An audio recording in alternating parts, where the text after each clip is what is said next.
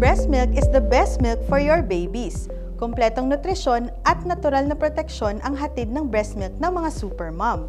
No more what ifs na rin dahil bukod sa mas tipid, siguradong masustansya ito. Ang gatas ng ina ay best source of nutrition para sa mga sanggol dahil naglalaman ito ng iba-ibang nutrients tulad ng carbohydrates, fats, proteins, vitamins, minerals, at antioxidants.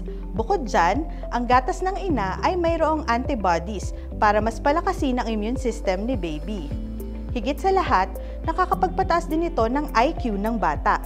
At syempre, hindi lang para kay baby ang benefits, para kay mommy rin.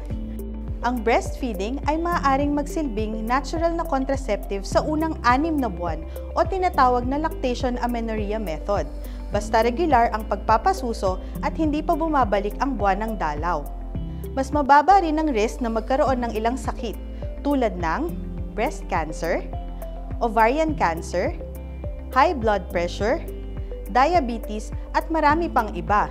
At may bonus pa, nakakatulong ito na makapagpababa ng timbang at mas mabilis na pagbawi ng katawan ni mommy matapos manganak. O diba? Healthy na si baby, healthy pa si mommy, kaya happy ang buong family.